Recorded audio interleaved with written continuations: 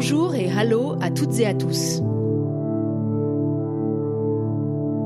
Ici Berlin. Vous écoutez le podcast, une série en 10 épisodes pour tout comprendre des élections allemandes du 26 septembre prochain. Merkel tire sa révérence, elle l'a dit bien assez tôt, elle ne fera pas de 5e mandat. Nein, wirklich nicht, aber ganz fest. Dans un mois exactement, nous aurons les résultats du scrutin. Normalement, nous aurons un nom à vous annoncer, celui du prochain chancelier ou de la prochaine chancelière. Une page se tourne pour l'Allemagne et pour l'Europe, 16 ans de Merkel et après, comment succéder à celle que l'on a présentée comme la femme la plus puissante du monde.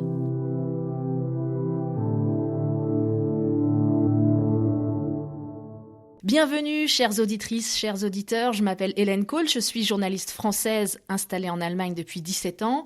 Et oui, ça veut donc dire que j'étais là quand Merkel est arrivée au pouvoir en 2005 et je peux vous assurer qu'à l'époque, personne ne se doutait qu'elle entamait un si long règne. Son départ, c'est donc un événement et pour en parler pendant un mois, je pourrais compter sur l'expertise de l'Institut franco-allemand de Ludwigsburg, le DFI, qui héberge ce podcast. Podcast avec un K, comme candidate, comme Kanzler, comme qu'est-ce qui va se passer après, et puis comme à la fin de Frank. Frank Bassner, bonjour. Bonjour Hélène. Alors tu es le directeur du DFI et dans ce premier épisode, c'est toi qui vas avoir l'honneur de lever le rideau sur ce scrutin allemand. On va planter quelques jalons pour mieux comprendre les prochaines semaines en Allemagne. Alors juste avant de commencer, peut-être très rapidement, un mot sur le DFI. Le DFI, c'est quoi ? Le DFI, c'est un petit think tank sur les relations franco-allemandes qui existe depuis bientôt 75 ans. Nous avons été la première structure de l'après-guerre. Et notre mission, ça a été, ça reste et ça restera la promotion des relations franco-allemandes par la recherche, le conseil, la documentation. Nous sommes politiquement indépendants, bien que nous ayons un financement public, et notre rôle est aussi de commenter, d'éclairer des situations d'élections, que ce soit en France pour le public allemand, que ce soit sur les élections allemandes, comme cette fois-ci pour le public français. Avec donc un podcast pour la première fois. Je suis très contente de faire ça avec vous parce que ces élections allemandes, elles ont deux particularités. Je dis ces élections puisque ce sont des élections législatives avant tout. D'abord, c'est la première fois qu'un chancelier en exercice quitte la scène de cette façon, sans chercher à se faire réélire. Et puis, à un mois du scrutin, on peut faire absolument aucun pronostic, les sondages sont extrêmement serrés. En fait, 3 candidats peuvent prétendre à la succession d'Angela Merkel. Nous aurons bien évidemment l'occasion d'y revenir, mais on va déjà donner leur nom quand même. Alors, il y a Armin Laschet pour le camp conservateur de la CDU-CSU, Olaf Scholz, le social-démocrate du SPD, et puis la candidate des Verts, Annalena Baerbock. Mais d'abord, dans quel état d'esprit se trouvent les Allemands ? Alors moi, ici à Berlin, j'ai l'impression qu'ils sont assez sereins. Alors effectivement, une page va se tourner, Angela Merkel va laisser un vide, et pour autant, je ne sens pas vraiment d'inquiétude. Certains Allemands, évidemment, vont la regretter, mais beaucoup disent qu'il était temps qu'elle parte, qu'il est bon qu'elle cède sa place maintenant et qu'un nouveau chapitre va s'ouvrir. Est-ce que je me trompe, Franck ? Eh bien, c'est en effet une campagne électorale hors du commun parce que nous vivons une situation particulière au niveau mondial. Il y a la pandémie de la Covid qui nous bouscule toujours. Il y a eu les inondations en Allemagne, donc le changement climatique qui se montre brutalement. Et il y a maintenant la crise de l'Afghanistan. Donc peut-être les Allemands ne sont même pas encore dans un esprit de campagne électorale. On a l'impression parfois qu'il n'y a pas de campagne encore. Et c'est vrai que la sérénité des Allemands est quand même un peu bousculée dans la mesure où des incertitudes se dessinent à l'horizon. On ne sait pas très bien comment le prochain gouvernement sera construit. On ne sait pas qui gouvernera. Donc oui, sérénité dans la mesure où les gens sont confiants qu'on trouvera une solution, comme on a toujours trouvé une, mais en même temps une petite inquiétude quand même. Angela Merkel, en tout cas, elle est assez sereine. Au mois de juillet, quand elle était en déplacement aux États-Unis, on lui a demandé comment elle envisageait sa vie de retraitée de la politique. Et elle a répondu très calmement. Écoutez. Par habitude, au début, je vais sans doute avoir la tête très occupée par tout ce que je devrais faire normalement. Et puis, je vais très vite réaliser que c'est quelqu'un d'autre qui s'en charge désormais. Je crois que ça va bien me plaire. Ensuite, j'essaierai peut-être de lire un peu, mais mes yeux vont se fermer car je suis fatiguée. Je ferai un petit somme et ensuite, on verra bien où tout ça m'emmène. Alors, il est un peu tôt, Franck, pour faire le bilan de l'époque Merkel. La vraie question, c'est est-ce que les Allemands ont envie de continuer sur le même ton? Est-ce qu'ils veulent continuer un petit peu cet esprit de la politique à la Merkel, qu'on connaît bien maintenant, hein, politique calme, posée, réfléchie, du compromis? Ou bien est-ce qu'ils ont envie d'accélérer les choses et est-ce qu'ils vont faire le choix d'une rupture? Eh bien, c'est ça la grande question, je pense, qui se pose, parce qu'on a l'impression que les gens réfléchissent moins sur les détails des programmes des différents partis et regardent plutôt les personnalités. Et Merkel, c'est vrai, elle a son style, qu'on peut aimer ou pas, mais il a marqué le paysage européen et allemand de toute façon pendant de longues années. Donc c'est vrai que n'importe qui prendra la succession devra montrer peut-être un autre style, une autre personnalité à l'œuvre. Et pour l'instant, je dirais que les Allemands, c'est moitié-moitié. Il y a ceux qui disent on ne peut pas continuer comme ça, les défis sont trop grands, nous avons vraiment d'immenses soucis par rapport à la planète, par rapport à l'ordre international, par rapport au changement climatique, par rapport à la transition énergétique, par rapport à la mobilité électrique qui doit s'installer. Tout ça, ça bouscule quand même les gens. Et donc, il y en a peut-être la moitié qui dit globalement il faudrait changer, mais quoi exactement? Eh bien, ça reste à voir. Et les autres qui disent mais au fond, c'était pas si mal, donc optons plutôt pour la continuité. J'ai l'impression qu'on personnifie beaucoup ce scrutin. D'ailleurs, depuis le début de cet épisode, on parle de Merkel et qui va lui succéder. Mais en fait, c'est très important de le dire pour les auditeurs en France notamment. En Allemagne, on ne vote pas directement pour élire le chancelier. C'est un régime parlementaire. Eh bien oui, c'est paradoxal parce que d'un côté, c'est vrai, le système allemand, c'est sur des partis, c'est sur des programmes de partis qu'il faut faire son choix, avec des candidats, bien entendu. Mais actuellement, on a plutôt l'impression que les Allemands aimeraient bien avoir un système à la française, pouvoir voter directement pour une personnalité. Et après, qu'elle se débrouille pour trouver une majorité parlementaire. Mais ce n'est pas le cas. Donc, si je fais mon choix d'un parti A, eh bien, j'aurai ce parti A avec un certain pourcentage, mais je ne sais pas encore si ce parti pourra vraiment fournir le chancelier et la chancelière, parce qu'il faudra trouver des coalitions, parce qu'il faudra trouver une majorité parlementaire. Donc, c'est un peu particulier. Et c'est nouveau pour les Allemands parce que, traditionnellement, on avait toujours deux grands blocs. Donc, on savait que c'était l'un ou l'autre, et ce n'est plus le cas. Donc ça veut dire en fait que ça se trouve dans un mois, pour notre dernier épisode, on ne sera pas en mesure de donner à nos auditrices et de nos auditeurs le nom du chancelier. Le soir du 26 septembre, nous serons tous là à regarder les résultats, mais ça ne nous permettrait pas de dire qui a remporté vraiment la chancellerie. On saura qui a le plus de votes, oui, mais est-ce que c'est vraiment ce parti-là qui va automatiquement produire la tête du gouvernement? On ne le sait pas, parce qu'il faudra composer avec d'autres partis, il faudra trouver des compromis, et donc le soir, il n'y aura pas de grande fête probablement, parce qu'on ne saura pas très bien ce qui va se passer après. D'ailleurs, on a déjà connu, au moment de l'élection d'Angela Merkel, en septembre 2005, le soir même, ce n'était pas très très évident de savoir qui avait gagné les élections. Gerhard Schröder a d'ailleurs lui-même revendiqué la victoire. Or, on sait, l'histoire, c'est que c'est Merkel finalement qui est arrivée au pouvoir à ce moment-là. Alors c'est pour ça qu'on parle d'élections législatives, d'élections fédérales, disent les Allemands, c'est-à-dire on va élire une nouvelle chambre, il y aura au moins 700 députés dans le nouveau Bundestag, et c'est eux qui auront comme mission d'élire le chancelier en séance plénière. Ce chancelier ensuite accepte ou n'accepte pas le vote des députés. Écoutez cette archive, Angela Merkel réélue il y a 4 ans. Frau Abgeordnete Dr. Merkel, ich frage Sie, nehmen Sie die Wahl an? Ja, Herr Präsident, ich nehme die Wahl an. Et ça, Franck, la prestation de serment de la personne qui succédera à Merkel, ça sera pour quand? De toute façon, ça va durer sûrement, je dirais, quelques mois, parce que si déjà deux partis ont du mal à se mettre d'accord, à conclure une espèce de traité de gouvernement dans lequel il y a beaucoup de détails, ce qu'on va faire ensemble, ce qu'on ne va pas faire ensemble, justement. C'est des négociations tout à fait compliquées et comme probablement il faudra 3 partis politiques pour former une majorité au Bundestag, eh bien, ça sera encore plus compliqué. Moi, si je devais faire un pari, je dirais avant Noël, si nous avons de la chance, nous aurons un gouvernement et si ça se passe mal, ce sera plutôt en janvier. Donc ça veut dire qu'Angela Merkel va refaire une cérémonie de vœux à la télé pour les Allemands le 31 décembre? On ne le sait pas, évidemment, mais elle-même, la dernière fois qu'elle a fait donc, son allocution aux citoyennes et aux citoyens pour la fin de l'année, elle a dit « c'est probablement la dernière fois que je suis devant vous ». Et là, déjà à l'époque, on rigolait en disant « mais voilà, peut-être ce sera difficile d'avoir déjà un gouvernement en place ». Mais bon, espérons que ça se passe bien, qu'on trouve une bonne coalition avec un programme ambitieux qui puisse vraiment relever les défis qui sont devant nous. Donc, pendant toute cette campagne ici en Allemagne, on vient de rentrer dans ce que les Allemands appellent la phase la plus chaude, la plus brûlante, les dernières semaines. On cherche donc un successeur à Merkel, alors qu'on ne va pas voter directement pour cette personne, sauf les électeurs d'une seule circonscription dans le Nord, au bord de la mer Baltique. C'est le fief d'Angela Merkel. Elle y a été élue 8 fois députée, sans interruption depuis 1990.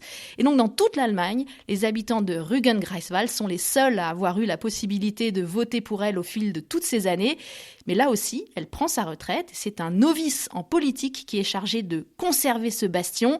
Notre reporter David Philippot l'a rencontré dans la ville de Bergen, sur l'île de Rügen, en pleine campagne électorale.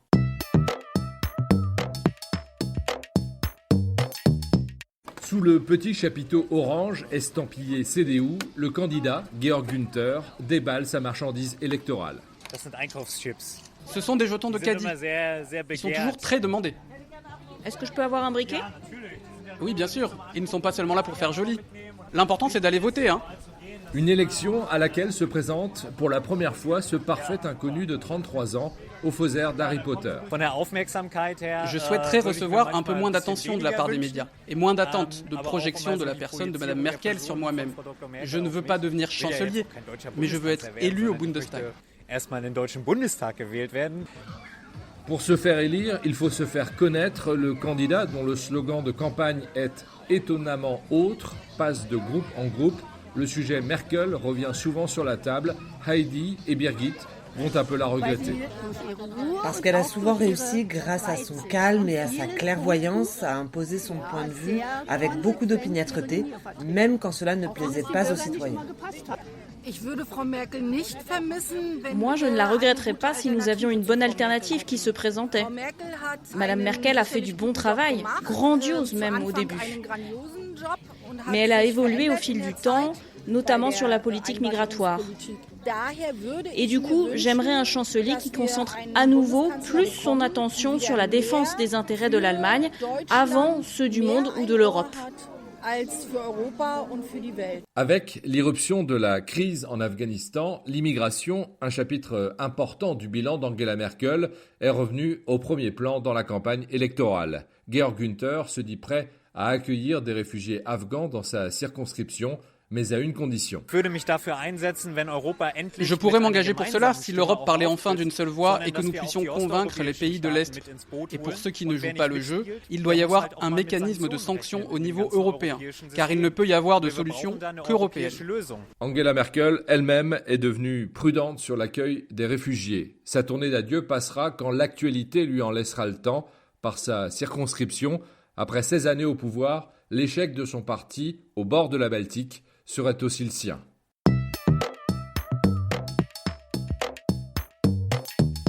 Alors Georg Günther est un tenant de l'aile droite de la CDU. Alors lui, il ne le cache pas, il aurait préféré une autre tête de liste que le modéré Armin Laschet pour mener la campagne des conservateurs allemands. Il y a des fortes tensions en interne dans la famille d'Angela Merkel. La chancelière et son long règne, sa forte popularité, c'est une bénédiction, évidemment, on en profite, mais c'est aussi une malédiction, il faut sortir de son ombre. Et du coup, concrètement, ça donne quoi, Franck ? Ça donne une bonne ou ça donne une mauvaise campagne ? La particularité, c'est qu'elle ne se représente pas. Helmut Kohl aussi a gouverné pendant 16 ans, mais il se représentait et il a perdu. Ça, c'est une autre situation. Elle n'a pas d'échec, pour ainsi dire. Elle a juste sa retraite. Et ça, évidemment, ça laisse planer le doute d'abord, comme on l'a dit, mais aussi ça fait de l'ombre à n'importe qui, d'ailleurs, qui devra prendre la suite, parce qu'elle laisse un vide. Elle laisse un vide dans sa circonscription, et le jeune qui se présente maintenant le voit clairement. Probablement, il sera élu quand même, parce que quand même, c'est une tradition aussi de voter, donc pourquoi pas, le successeur d'Angela Merkel, elle est quand même populaire. Oui, elle laissera un vide. Et la grande question, et là on revient à la question de savoir si c'est la continuité ou la rupture que les Allemands voudront choisir. Si c'est la continuité, eh bien ce ne serait pas étonnant que Olaf Scholz, qui est vice-chancelier, ministre des Finances, donc un poste important, qui incarne la continuité du gouvernement Merkel. Comme elle-même, elle n'est pas là, c'est lui qui l'incarne. Tandis qu'Armin Laschet, il vient d'ailleurs, il est ministre-président, et Annalena Baerbock, elle n'a pas encore d'expérience de gouvernement, donc c'est deux situations complètement différentes. Et ça, c'est nouveau, on ne l'a jamais eu, et on ne sait pas comment ce vide va se remplir. Alors Merkel, c'est aussi l'incarnation d'une stabilité. C'était un rocher solide dans un monde en mouvement, certains disent même un monde en crise.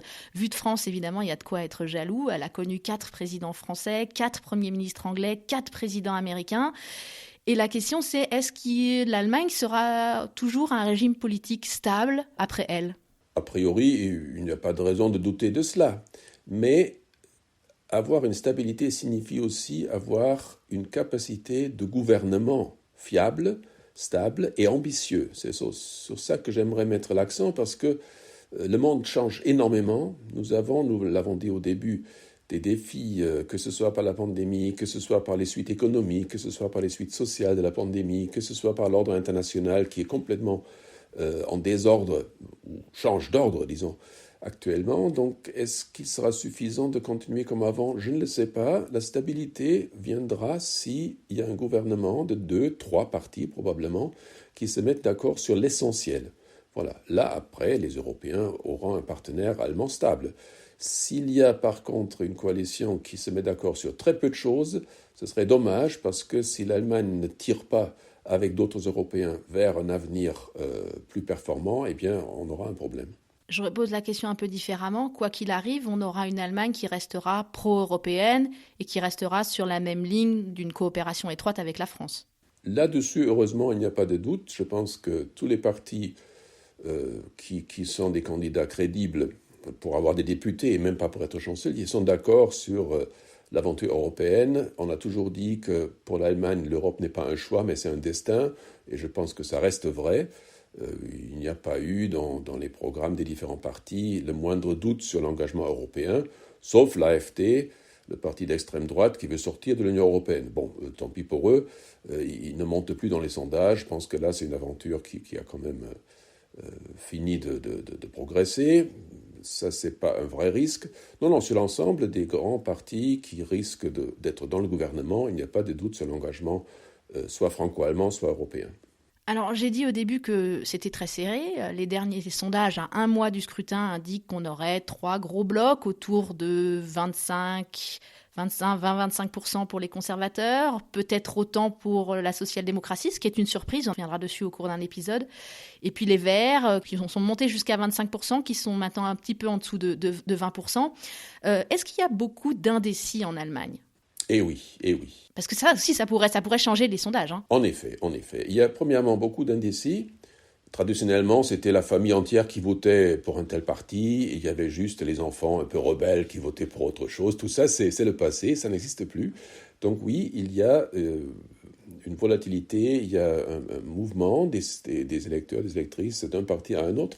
Et surtout, je pense que les sondages ne sont plus tellement fiables. Nous l'avons vu à plusieurs reprises. Les systèmes et les modèles des instituts de sondage ne collent plus à la réalité des citoyennes et citoyens. Donc, on peut avoir des surprises le soir du 26 septembre.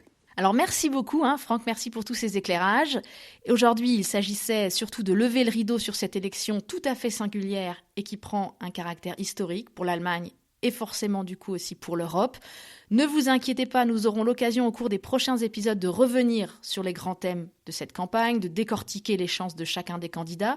Abonnez-vous pour ne rater aucun épisode. Si vous avez des remarques ou des questions, vous pouvez nous laisser un message. L'adresse c'est podcast@dfi.de. Merci à Aloïs Kerek pour l'habillage sonore, la musique originale de ce podcast et le soutien technique.